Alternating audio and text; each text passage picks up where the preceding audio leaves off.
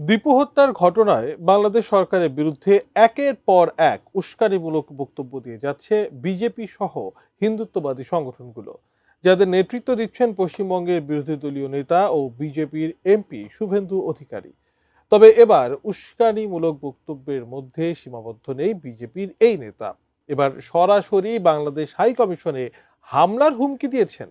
সেই সঙ্গে নতুন বছর আসার আগেই কলকাতায় বাংলাদেশের দূতাবাস ধ্বংস করে দেওয়ার হুঁশিয়ারিও দিয়েছেন শুভেন্দু অধিকারী। বিস্তারিত জানাচ্ছেন শেখ ফরিদ। 100 करोड़ हिंदू नहीं सहन करेगा, हिंदुस्तान का हिंदू नहीं करेगा, मुंह तोड़ जवाब होगा। पूरा गंगा सागर का बात 5 लाख साधु आएगा, गंगा सागर सब यहाँ चला है। কলকাতায় বাংলাদেশ উপদূতাবাসের সামনে আবারও বিক্ষোভের ঘটনা ঘটেছে গত ২৬ ডিসেম্বর। এই বিক্ষোভ অনুষ্ঠিত হয় পশ্চিমবঙ্গের বিরোধী দলীয় নেতা ও বিজেপির বিধায়ক শুভেন্দু অধিকারীর নেতৃত্বে। এই সময় বিক্ষোভকারীরা আগামী জানুয়ারিতে ৫ লাখ হিন্দু সন্ন্যাসী নিয়ে বাংলাদেশ দূতাবাস ঘেরাওয়ের হুমকি দিয়েছে। এই বিক্ষোভ শুরু হয় কলকাতা শিয়ালদহ স্টেশন চত্বর থেকে, যেখানে গেরুয়া কাপড় পরা সাধু সন্তদের মিছিল উপদূতাবাসের দিকে এগিয়ে যায়। বেহালা বাগান মোড়ে কলকাতা অফিস মিছিলটি আটকে দেয়। বিজেপি ও সাধু সন্ন্যাসীদের এক প্রতিনিধি দল বাংলাদেশে সংখ্যালঘু হিন্দুদের উপর কথিত নির্যাতনের অভিযোগ তুলে স্মারকলিপি জমা দেয় বাংলাদেশ উপদূতাবাসে। উপদূতাবাস থেকে বের হয়ে পরবর্তী কর্মসূচির ঘোষণা করে শুভেন্দু জানান, আজকে এসেছেন ১,০০০ সাধু ও ৩,০০০ নাগা সন্ন্যাসী। গঙ্গাসাগরে ৫ লাখ সাধু যাবেন। গঙ্গাসাগরে স্নান করে ফেরার পরে তিনি সব সাধুকে বাবুঘাট থেকে পথ দেখিয়ে এখানে নিয়ে আসবেন।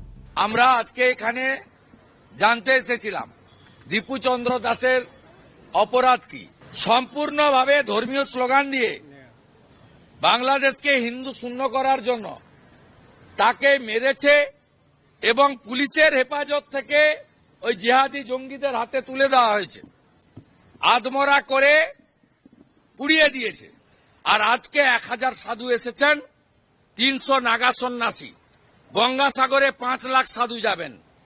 গঙ্গাসাগরে স্নান করে ফেরার পরে আমি সব সাধুকে বাবুঘাট থেকে তাদেরকে পথ দেখিয়ে এখানে নিয়ে আসব।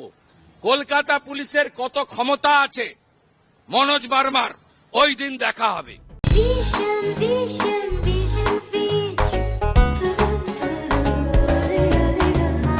পশ্চিমবঙ্গের মুখ্যমন্ত্রী মমতা ব্যানার্জির বিরুদ্ধে হুঁশিয়ারি দিয়ে বিজেপি বিধায়ক জানান, মমতা যতই প্রাচীর গড়ে দিক, পুলিশ দিয়ে রাখুক, সরকার ব্যবস্থা না নিলে নতুন বছরের আগেই সব তুলে ফেলে দেব। তখন কলকাতা পুলিশ কেউই তাদের আটকাতে পারবে না। পুলিশ যতই উপদূতাবাসের বাইরে ব্যারিকেড বসিয়ে নিরাপত্তা বলয় তৈরি করুক, তা ভেঙে ফেলা হবে। তাহলে ওপারে ২ কোটি হিন্দু আছে, তারা মার খাবে, পুড়িয়ে দেবেন যুবক ছেলেগুলোকে। এইটুকুটুকু বাচ্চা, তরতাজা সুন্দর সুন্দর যুবক ছেলে, তাদেরকে পুড়িয়ে মারবেন। আর এপারের ১০০ কোটি হিন্দু বসে বসে দেখবে। এই জিনিস হতে পারে না, হতে পারে না। আমি আপনাকে বললাম, খালা মমতা যত প্রাচীর করে পুলিশ করে রাখুক, ব্যবস্থা যদি না নেয়, নতুন বছরে এই সবগুলোকে তুলে ফেলে দেব।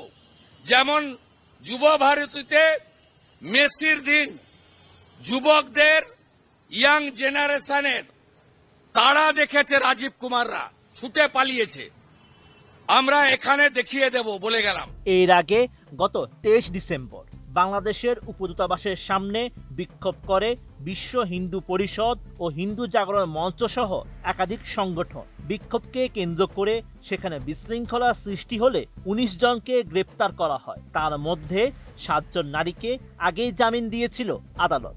২৬ ডিসেম্বর বাকি ১২ জনকে জামিনে মুক্তি দেওয়া হয়। Sheikh Farid, ATN news.